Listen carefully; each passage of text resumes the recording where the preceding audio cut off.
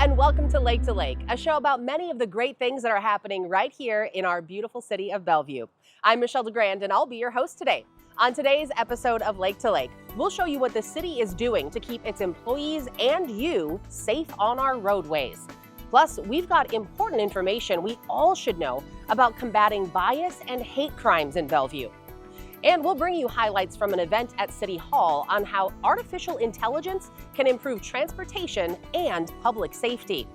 And finally, we'll share the sights and sounds of our Pride on the Plaza celebration right here at Bellevue City Hall. We begin today with safety, starting right here at the City of Bellevue.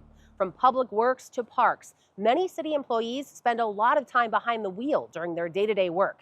That's why Bellevue invests in defensive driving training to protect our workers, keep our streets safe, and lead by example.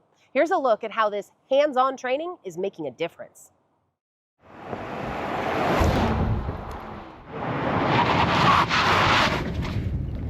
Yeah, we're coming out here to learn defensive driving and get a feel for our vehicles and how we're going to react in an emergency situation to help keep everyone safe in Bellevue. I think a Bellevue resident would be very happy to know that we're invested in their public safety, that our drivers are being some of the best drivers that they can be on the road. So we took it upon ourselves, all of the departments together with a lot of help from the police department to create a specialized training program that emphasizes physical skills behind the wheel. We're here to challenge ourselves, so some of these skills may be difficult, or you may be pushing a vehicle a little bit harder than you're used to. It's now a requirement for all police officers in Washington to have some type of driver training. The risk management department came out and saw what we were doing, loved it, and thought it would be beneficial for everyone in the city who drives cars. We are doing something in Bellevue that a lot of other cities aren't. It's not uncommon, somebody might drive a small car at home and they come in and drive a 20-person passenger shuttle van. So having those skills and learning how to manipulate that vehicle is very important. This is awesome. The brake box here right now, that what we're doing is pretty useful. It's pretty common where we run into a situation like this. Doing this training makes us safer for the community and makes us a lot safer when we're driving these vehicles every day to and from jobs. One of my favorite things about working for Bellevue is they're such a responsible city. They invest in a lot of different things. They invest in training for us. They invest in the resources and getting water. I mean, Bellevue's very proactive about all this stuff. They're not waiting for something bad to happen. They're anticipating problems and they're training people, educating them, getting us the experience that we need so we can avoid dangerous situations and we can protect the residents of Bellevue and serve them at the same time. The benefits for this program are huge. First, from a statistical standpoint, which matters, we've had a 40% reduction in the number of accidents that we have in the city over the first 3 years of the program. And then we built on that, and there's been an additional 11% reduction in accidents over the last 3 years. We believe in one city and the One City initiative. And I don't think you're going to find a better example of everyone from every department working together to create a better, safer working environment.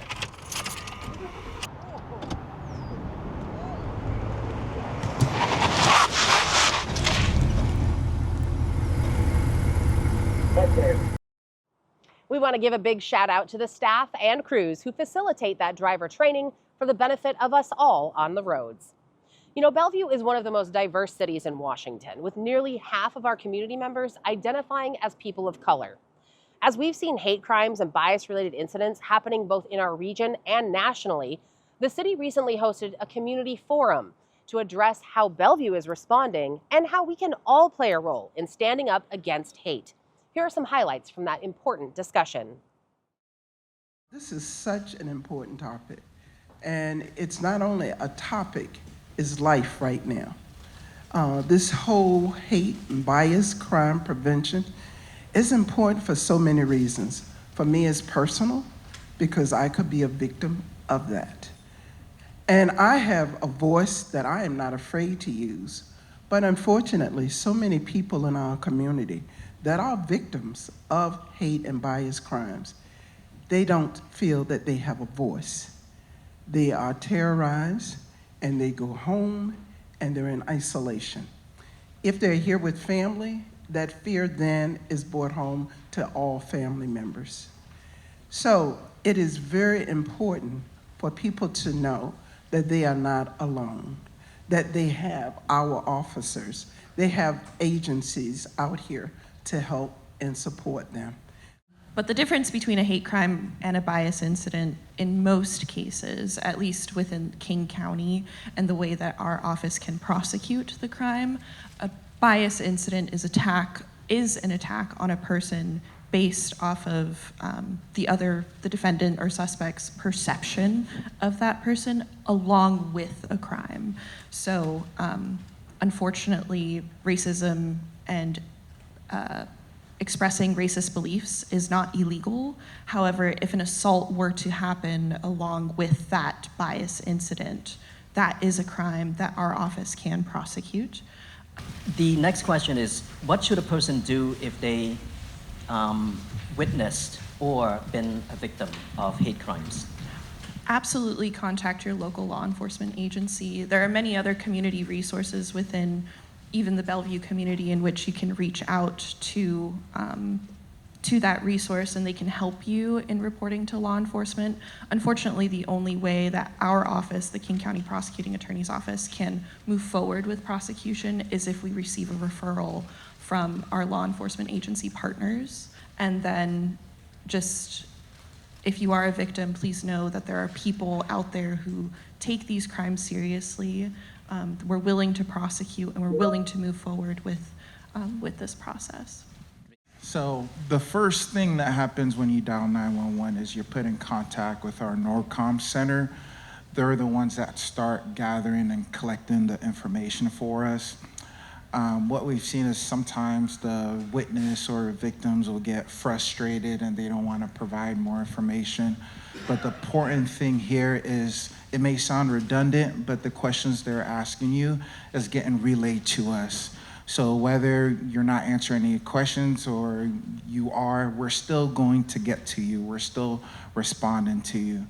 But it's important that you, as a victim or a witness, are good, detail-orientated persons. Like, try to get those descriptive features of whoever the suspect is. What did they look like?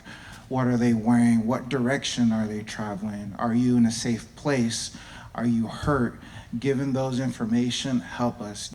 But when I get on scene, my main priority is making sure you're safe. The next question involves the perception of the community, right? So how is information disseminated to the victims and to the community? So I've been on these advisory boards for coming on almost 10 years, right, sir? That we've had them. I've enjoyed the partnership that we've had with the community. A lot of you may know me from being part of the advisory councils and coming to a lot of the meetings. And I tell you that has been the best, I would say, rapport that we have built between Bellevue Police and the community, is trying to disseminate information out there. There's always a lot of curious questions about what the Bellevue Police Department has been doing, has been investigating, how that affects the community. But then it goes back the other way. When we do these kind of sessions here, Q&As and stuff like that, that we get to get inside the minds of the community leaders here to tell us what the people in their communities are experiencing, what they're dealing with, how they can go about reporting things to the police, and what services the police can provide. But not just the police, right? The city itself. What other services the city can provide. We are happy to provide those resources to them. We're happy to point them in the right direction and get them the information they need. I can tell you in the Bellevue Police Department, we are very thorough when it comes to bias incidents or hate crimes. Those reports go from our patrol officers to our patrol supervisors to our patrol captains up the chain of command each and every time that anything is reported. That is actually in our policy, that those things get pushed up so that we get everyone gets eyes on and we are aware of what's going on through our city. The complete event is available on the city's YouTube channel if you'd like to learn more. And as you just saw, public safety is a major priority in Bellevue. Another key part of that effort is Vison Zero, our goal to eliminate traffic deaths and serious injury crashes on our roadways by 2030. As part of our Safe Systems speaker series, the city welcomed Google's Kristin White. She's a transportation industry executive who is here at City Hall to talk about how artificial intelligence is already reshaping our streets and systems, from smart infrastructure to real-time safety insights. Let's take a look at some key moments from her talk. I know all of you care deeply about the topic that we have. Road safety is top of mind for a lot of us. It's a major area of concern. And we are really lucky to have an exceptional speaker here today. It's not just about the what you're doing, it's about how you're doing it. And what a testament to the community here in Washington and Seattle and Bellevue, because we would be remiss if we accomplished our goals, but we did not lift people up while doing it. And so at Google, and like all of the work you're doing here, we remember that we have to respect everyone in this conversation, including our end users, the people that are traveling on our system, the people that need information, the people that need to understand how to get to the bus on time, otherwise they will lose their job, someone who needs to understand how they're going to safely ride in a bike lane without injury. But we also have to respect this moment in time, the opportunity before us. All of us in this room are privileged to be able to tackle one of the world's largest problems, which is that 1.3 million lives are lost each year across the globe due to road fatalities. That is a number that continues to increase. And in communities unlike Bellevue in Seattle, that number is steadily increasing for people like us who walk and bike to work and where we live. Google and the technology sector have a unique opportunity to partner with the public sector and empower these missions. So 2 years ago, Google Public Sector, or what we sometimes call Google for Government, launched.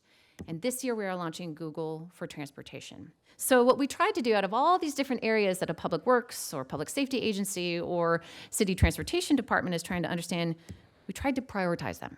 And this is where Google is thinking this year, and this is an early preview. And it focuses in 4 key areas: safety, resiliency, or of course sustainability, operations, and planning. And I'm going to give a snippet preview of a few of these applications, but I want to give you an overview before I do that. Often, and I shared this with a few of you, when I talk to stakeholders across the country, I ask, what is one of your most significant concerns in transportation? And they say the word safety. But the word safety is big. So what does that mean? At Google, we are doing things like developing artificial intelligence tools using predictive analytics, AI, and even cameras to, in states like California, ingest all that data, send it to what's called a transportation management center, which you have a great one here at Bellevue, and then redeploy emergency responders 8 to 11 minutes early. And in 2023, when 42,000 people died on America's roads, 42% of those humans were alive in the first few minutes. So a simple artificial intelligence tool that took less than 6 weeks to develop can save thousands of lives nationally. Very important to have those conversations with your community, right? So you're bringing them along with you. And then as you're developing those principles and governance bodies, you're making sure the right people are at the table, or at least including all those voices. The principles reflect the values of your community. Channel 21 and our YouTube channel have the complete event, and you can click on the link in the video description box below to check it out. Thank you for joining us on this month's Lake to Lake. As always, if you have any feedback for us, you can email us at btv@bellevuewa.gov. And do subscribe to our YouTube channel, where you can find all the city's latest video news and information. As a final visual treat today, we'll leave you with some sights and sounds from our Pride on the Plaza event held at Bellevue City Hall this June. I'm Michelle DeGrand, and from all of us at the City of Bellevue and Bellevue Television, thank you for watching Lake to Lake, and we hope you have a wonderful day.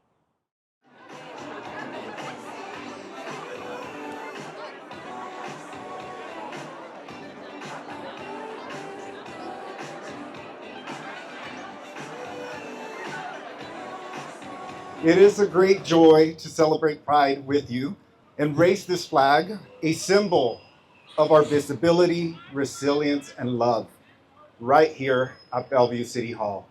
To raise this flag here at Bellevue City Hall as a proud queer Latino immigrant is a profound moment for me. One that's rooted in decades of struggle, resilience, and the ongoing fight to claim space with dignity for the LGBTQIA+ community. Pride Month is a celebration, but it's also a call to action.